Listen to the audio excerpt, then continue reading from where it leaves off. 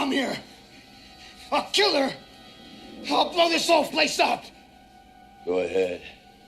I don't shot her. Back in the mid-'80s, Stallone was at his peak of box office domination. He'd just come off both Rocky and Rambo sequels in '85, and his follow-up movie, to me at least, would be one of the great cinematic guilty pleasures of all time. He'd borrow Maverick's aviator glasses and Dirty Harry's macho charm. He'd size down his jeans, chew on a matchstick, and introduce the world to Marion Cobretti in a movie that is so 80s. After watching, you may have the urge to wear leather gloves all day and sunglasses inside and drop one-liners in your everyday life, and you could potentially hear a voice in your head telling you to grow out your bangs if you still have any hair left. That's right, people. In this episode of Magically Ridiculous, we're taking a ride back in time to 1986 and diving into Sylvester Stallone's Cobra.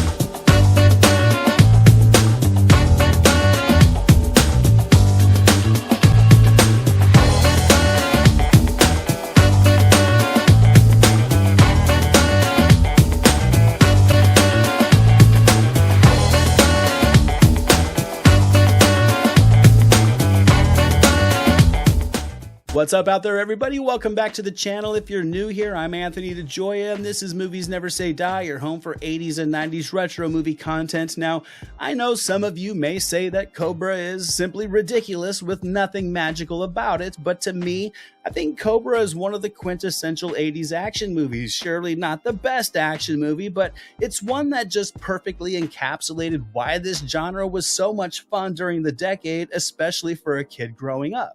Now, before we dive into the laughable silliness of this amazing movie, let's give Cobra its respect. It was a #1 film on its weekend of release with a $12.7 million opening. It would be a #1 movie for 3 straight weeks and pull in a respectable $160 million worldwide on a reported $25 million budget. So very good money. But in 1985, Rambo 2 and Rocky 4 both surpassed the $300 million mark, so Stallone's successes the year earlier inadvertently set the bar high in terms of studio expectations for his follow-up film.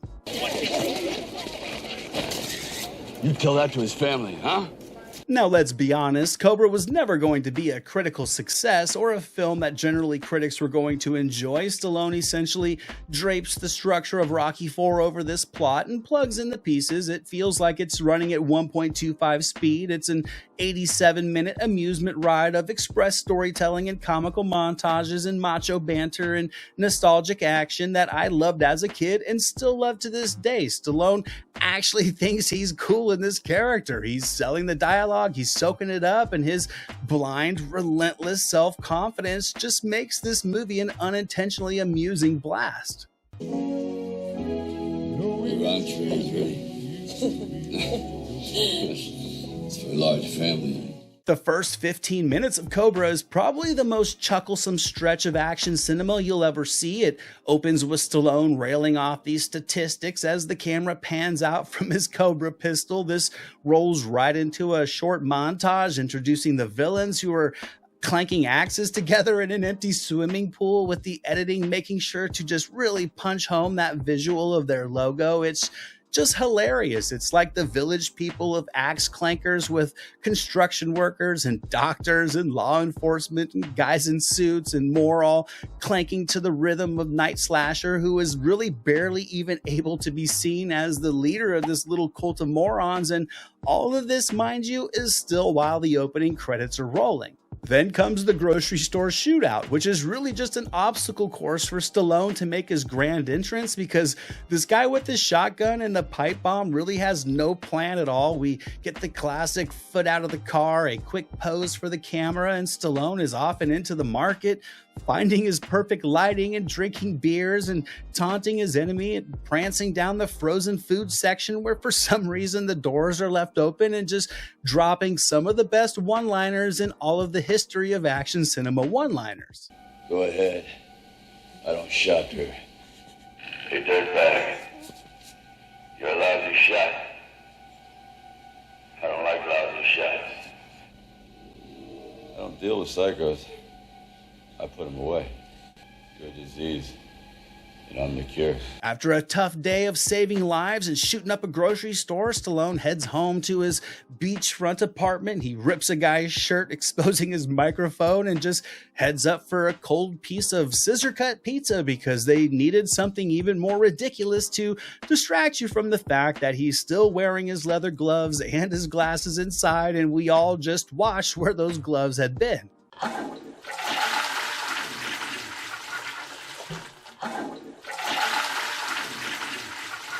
From here, this movie really jumps right into its tracing paper-thin plot. Bad guys want to take over the world for some reason. They try to attack a potential witness to their actions. She gets away. Stallone's Marion Cobretti from the zombie squad is called in to protect her, which will be difficult because the killers have a person on the inside. Also, how cool would it have been to have actually gotten a zombie squad movie? I think that would have been fantastic.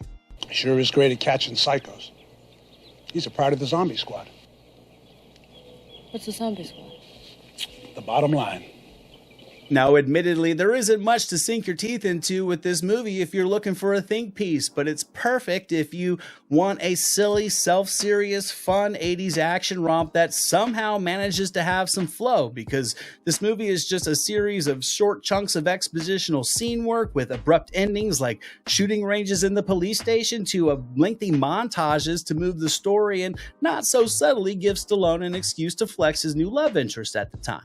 This entire montage is iconically cheesy and I love it. Robert Tepper's Angel of the City, Brigitte Nielsen, and a bunch of robots with Sledgehammer behind the camera, all while Stallone tracks the logo of the bad guys all over the seedy underbelly of Los Angeles. It's a complete mess, and to be honest, I bless the hearts of all those who created it for us to watch. Now, on the writing side, this movie frequently reminds you that you're not dealing with high intelligence stuff here.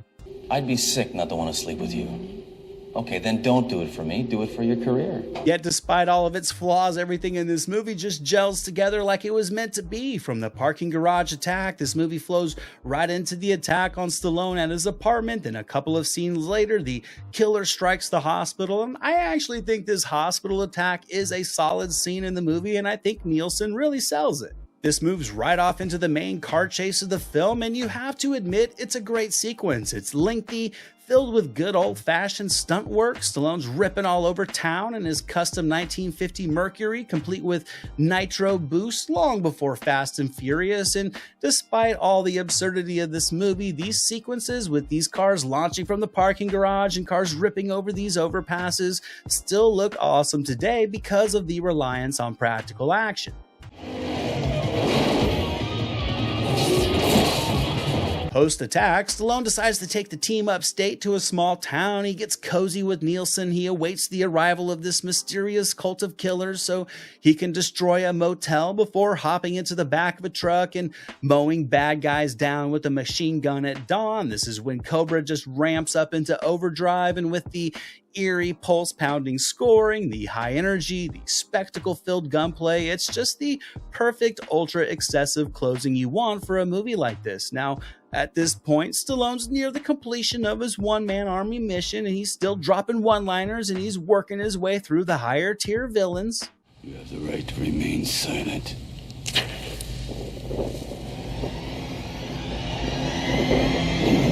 So there's only one thing left. No 80s action romp would be complete without the final showdown, and while I do think that the night slasher in this movie was severely underdeveloped given the strong performance from Brian Thompson, I do think that the final showdown between Cobretti and the night slasher in this foundry is the epitome of what the genre was all about during the 80s. Pink! You wanna go to hell with me? With his lady watching, Stallone succeeds. He hangs the night slasher up on the hook like a sack of laundry. He punches the cop who didn't believe in him and rides off into the sunset on a conveniently leftover motorcycle as a completely out of place upbeat rock song plays to close things out and to just remind you of how magically ridiculous what you just watched really was. And that's it for this episode of Magically Ridiculous, guys. Let me know what you guys think of Stallone's Cobra down in the comments. Is it magically ridiculous or just ridiculous to you? I'd love to hear your thoughts. Thank you guys, as always, for watching. I will see all of you in my next video coming up very soon. And until then, movies never say die. This is Jack Burton in the Pork Chop Express, and I'm talking to whoever's listening out there. Survive a war, you gotta become war. I suppose we have to register you as a lethal weapon.